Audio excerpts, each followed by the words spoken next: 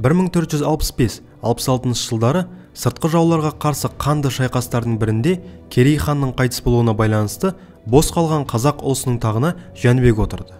Жәнібек хан Дешті Қыпшақты бағындыру жолындағы күресті жалғастырды. Оның кезінде Түркістан уәлаятына жорықтар жасалып, ұлыстың жері кеңейді. Жәнібектің билігі 6-7 жылға созылды. Оның тұсында хандық тарихында үлкен маңызға ие бірнеше оқиға болды. Біріншіден, Әбілқайыр ханның 1469 жылғы қазақ хандығына жасалған жорығы сәтсіз аяқталып, Әбілқайыр хан қайтыс болды. Бұл оқиға Әбілқайыр мемлекетінің күйреу кезеңінің басталуына алып келді. Екіншіден, Дешті Қыпшақта Шайбанилік әулеттің билігі жойылды. Әрине, Шайбанилер әулетінің билігі өздігінен жойылмады, оны жойды. Әбілқайырдан кейін таққа отырған оның ұлы Хайдар өзінің қабілетсіздігі мен жігерсіздігінің кесірінен ру тайпаларды біріктіре алмай, билікті уысынан шығарып алды.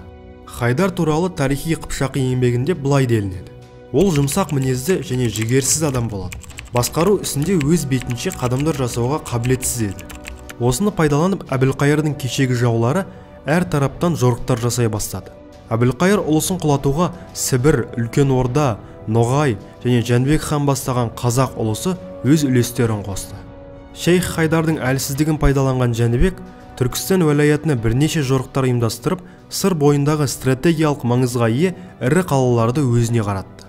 Түркістан қалаларына жасалған жорықтарда Керейдің ұлы Бұрындық, Жәнібектің Жиренше, Махмұд, Әдік атты ұлдары өздерінің жауынгерлік һәм қолбасшылық қабілетін көрсетіп, жеңіске жету жолында үлкен еңбек сіңірді. Жәнібектің екінші ұлы Махмұд батыр атанып, Созақ қаласын басқарды. Ал Керейдің үлкен баласы Бұрындық сұлтан әскерді басқарып, ұлыстағы Жәнібектен кейінгі екінші адам болды. Ал Жәнібектің үлкен баласы Жиренше өзінің шешендігімен ел арасына танылды. Жәнібектің үшінші баласы Әдік болса, 15 ғасырдың 90 жылдары қазақ хандығы Ташкентті жаулап алған кезде Ташкент қаласын басқарды. Бұл кезеңде Шайбанилерді Дешті Қыпшақтан қууға бағытталған негізгі жорықтарға әскерді Бұрындық бастап барды. Бұрындық туғаннан батыр мінезді әрі дарынды қолбасшы болған. Сондықтан дала батырлары арасында үлкен беделге ие болды. Бұл кезде Әбілқайыр ұлысында Шейх Хайдар хан билігін күшейту үшін өте ықпалды Ноғай мырзаларымен одақ құрып, қазақтарға қарсы шығуды жоспарлайды. Мұны естіген Бұрындық сұлтан бұл одақты болдырмау үшін басқа Ноғай мырзаларымен байланысып, одақ құруды ұсынады. Осылайша Ноғай билеушілерінің арасында келіспеушілік туғызады. Ақырында Ноғай билері арасында алауыздық туып, басы бірікпей, Шейх Хайдарға жөнді қолдау көрсете алмайды. Ал осы кезде Бұрындық әскер жиып, Шейх Хайдардың әскерін талқандап, оны өлтіреді. Осылайша Бұрындықтың ел алдындағы абырой беделі, ықпалы күшейе түседі. 1472-1473 жылдары Шайбанилерге қарсы болған шайқастардың бірінде Жәнібек хан қаза табады. Содан 1474-75 жылдары ел алдындағы абыройы мен батырлар арасындағы ықпалының арқасында қазақ хандығының тағына Бұрындық хан отырады. Бұрындық өте батыл және ержүрек жауынгер болған.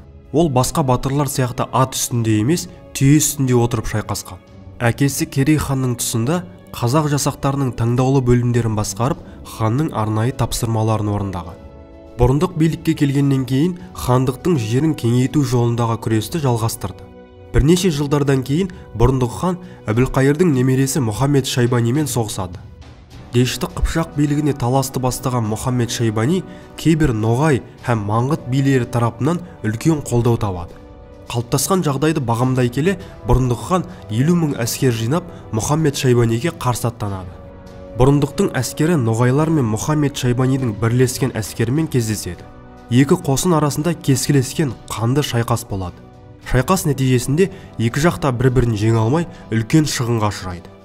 Әсіресе Ноғай жасақтары көп әскерінен айырылады. Бұдан кейін Ноғай мырзалары Мұхаммед Шайбаниді қолдаудан түбегейлі бас тартып, ұзақ жылдарға созылған үлкен дағдарысқа ұшырайды. Ал Мұхаммед Шайбани болса, Түркістан аймағындағы Мәуереннахрға қарайтын қалалардың біріне барып бекінеді. Осы жылдары өзара феодалдық соғыстарды бастан өткізіп жатқан Мәуереннахрдағы темір әулеті билеушілерінде Түркістан қалаларын қорғайтындай күш жоқ еді. Сондықтан оларға қазақ хандығының негізгі жауы Шайбанилік сұлтандарды қазақтарға қарсы қою тиімді еді.